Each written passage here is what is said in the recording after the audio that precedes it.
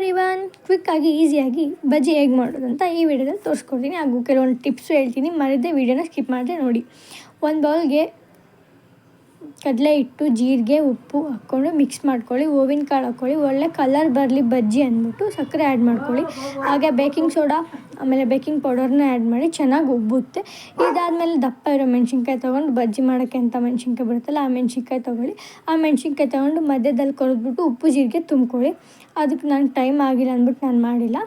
ಇದಾದಮೇಲೆ ಕಡಲೆ ಹಿಟ್ಟು ಬ್ಯಾಟರ್ನ ಹೇಗೆ ಕಲಿಸ್ಕೋಬೇಕು ಅಂತ ಎಲ್ಲರಿಗೂ ಕನ್ಫ್ಯೂಷನ್ ಇರುತ್ತೆ. ಸೊ ಇವಾಗ ಕಡಲೆ ಹಿಟ್ಟು ಬ್ಯಾಟರ್ನ ನಾವು ಕೇಕ್ ಬ್ಯಾಟರು ಅಥವಾ ಇಡ್ಲಿ ಬ್ಯಾಟರ್ ರೇಂಜ್ಗೆ ಕಲಿಸ್ಕೋಬೇಕು.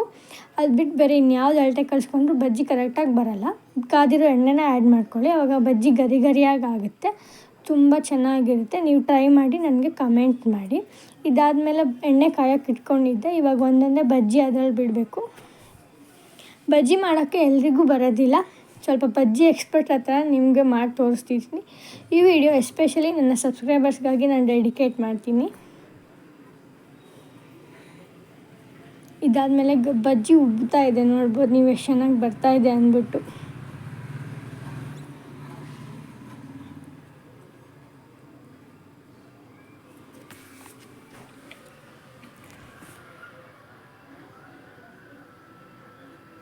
ಚಳಿಗೆ ಬಿಸಿ ಬಿಸಿ ಬಜ್ಜಿ ತುಂಬ ಚೆನ್ನಾಗಿರುತ್ತೆ ತಿನ್ನೋಕ್ಕೆ. ಎಲ್ಲರಿಗೂ ಹೋಟೆಲಲ್ಲಿ ಮಾಡೋ ಥರ ಮನೇಲಿ ಮಾಡಬೇಕು ಅಂತ ಆಸೆ ಇರುತ್ತೆ. ಸೊ ಅದು ಒಂದೊಂದು ಸರಿ ಚೆನ್ನಾಗಿ ಬರುತ್ತೆ, ಒಂದೊಂದು ಸರಿ ಚೆನ್ನಾಗಿ ಬರೋಲ್ಲ. ಸೊ ಇದೆಲ್ಲ ಟ್ರಿಕ್ಸ್ನೆಲ್ಲ ಬಳಸ್ಕೊಂಡು ನೀವು ಮಾಡಿ ನೋಡಿ, ಪಕ್ಕ ಚೆನ್ನಾಗಿ ಬರುತ್ತೆ. ನನಗೂ ಬಿಡೋಕ್ಕೆ ಬರೋಲ್ಲ, ಬಟ್ ಐ ವಿಲ್ ಟ್ರೈ. ನಾನು ಟ್ರೈ ಮಾಡಿದಾಗ ಕೂಡ ವಿಡಿಯೋ ಮಾಡಿ ಅಪ್ಲೋಡ್ ಮಾಡ್ತೀನಿ. ಇವಾಗ ನಾನು ಎಕ್ಸ್ಪರ್ಟ್ ಹತ್ರ ಬಿಡಿಸ್ತಾ ಇದ್ದೀನಿ ಬಜ್ಜಿನ. ಸೊ ಫೈನಲ್ ಆಗಿ ಬಜ್ಜಿ ಈ ಕಂಟಾಯಿತು. ಸಬ್ಸ್ಕ್ರೈಬ್ ಮಾಡೋದನ್ನ ಮರಿಬೇಡಿ.